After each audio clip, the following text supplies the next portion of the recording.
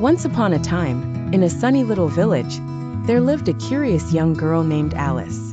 With her golden hair and sparkling blue eyes, she loved exploring the world around her, always wondering what lay beyond the fields and hills that surrounded her home. One day, while sitting by the riverbank with her sister, Alice noticed a peculiar sight: a white rabbit, dressed in a tiny waistcoat, fretting and looking at a pocket watch.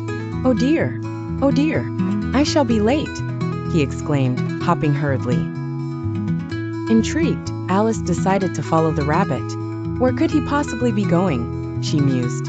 Without hesitation, she dashed after him, her heart fluttering with excitement. The rabbit rushed into a nearby thicket, and before Alice could catch up, he disappeared down a deep, dark hole.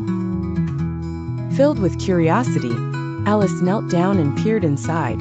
Without a second thought, she took a deep breath and jumped in after him. As she fell, she wondered how far down the rabbit hole would take her. She tumbled past shelves of books, jars filled with strange labels, and even a clock hanging from the wall ticking away.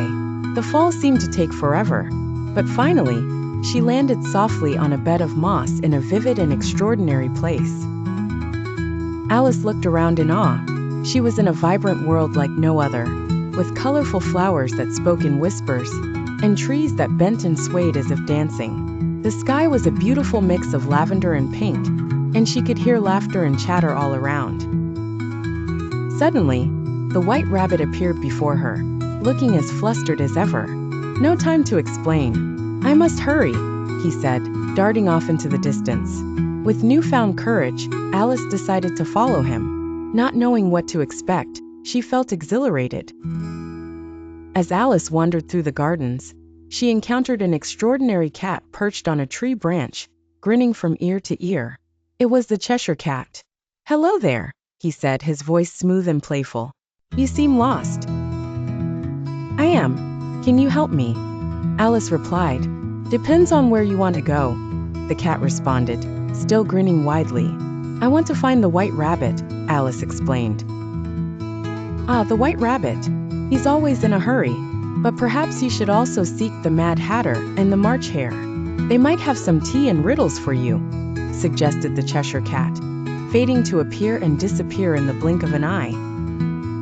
Intrigued, Alice followed the cat's directions until she reached a long table set for a tea party. The Mad Hatter and the March Hare were sitting together, surrounded by teacups, plates of pastries, and a pile of hats. "Tea time," announced the Mad Hatter cheerfully, inviting Alice to join them. "But why is it always tea time?" Alice asked, perplexed by the endless cycle of filling teacups. "Because we are all mad here," exclaimed the Hatter, giggling. As they giggled and swapped tales, Alice found herself enraptured. But between riddles and nonsensical chatter, she began to realize that the tea party was as confusing as it was delightful. What is the meaning of this all? Alice pondered. After leaving the unusual tea party, Alice continued on her journey, feeling both enchanted and bewildered. Eventually, she stumbled upon a large garden where the flowers sang merrily. There, she encountered the Queen of Hearts, who was painting the roses red. "Who dares to enter my garden?" the Queen boomed, her voice powerful and commanding. "It is I, Alice," she replied nervously. "I'm just exploring." The Queen was intrigued. "Well, you are in my domain. If you want to stay, you must follow my rules," she declared. Before long, Alice found herself at the Queen's trial, where the Knave of Hearts was accused of stealing tarts. All manner of odd proceedings took place, with evidence consisting of riddles from the Mad Hatter and testimony from the strange creatures around.